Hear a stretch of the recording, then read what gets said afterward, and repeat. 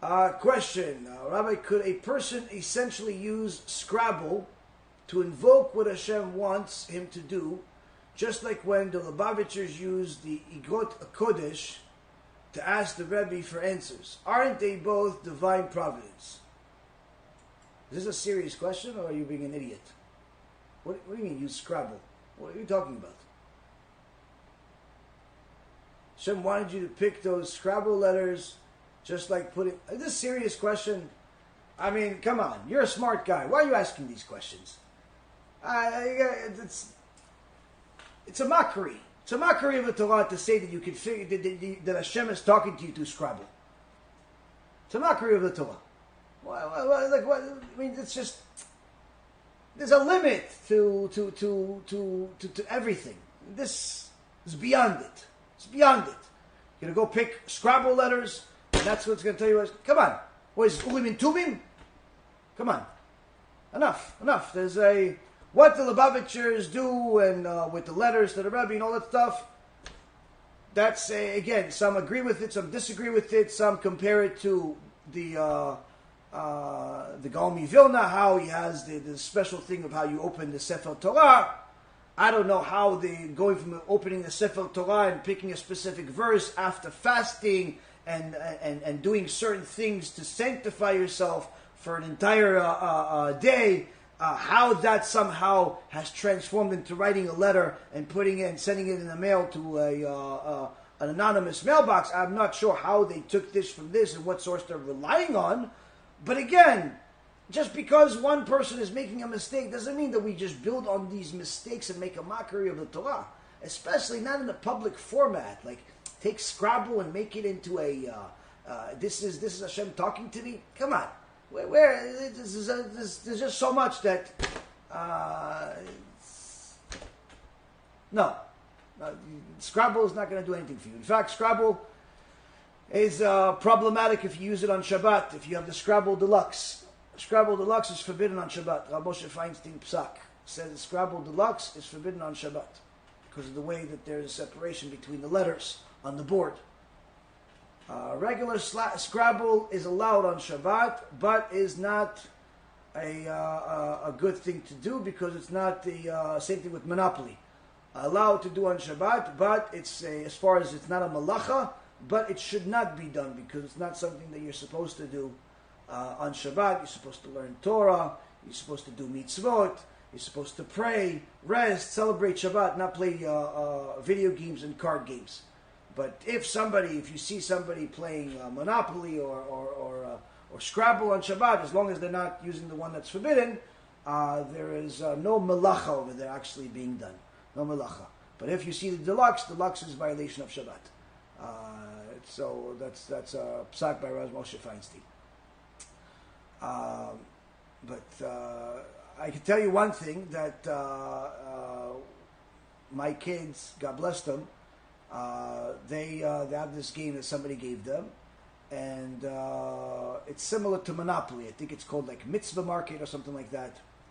And it's like a Monopoly, but it's not Monopoly like what we grew up with as kids, with buying all types of streets and theaters and all types of things that we don't want in our Jewish home. It's everything is connected to some type of mitzvah. It's pulim, it's matzah, it's all types of interesting things.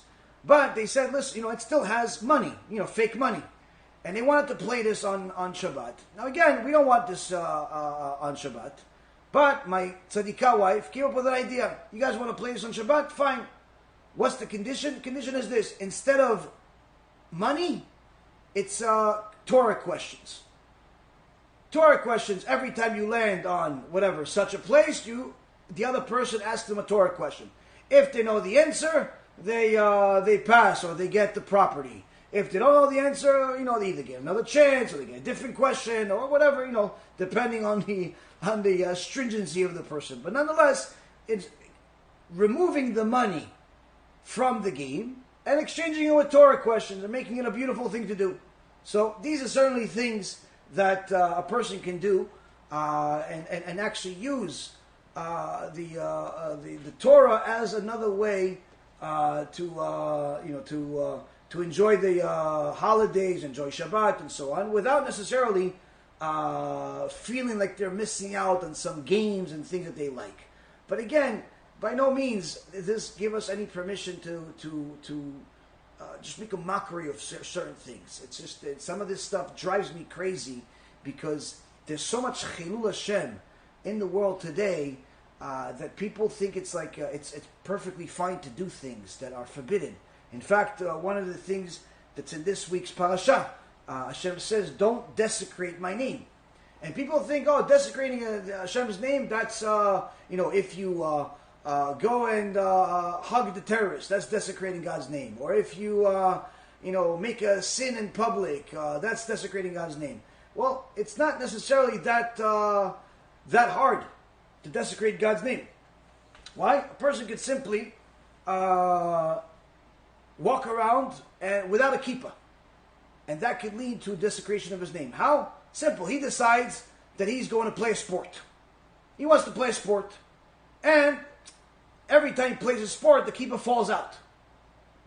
So what do? He takes the kippah, puts it in his pocket. Puts it in his pocket.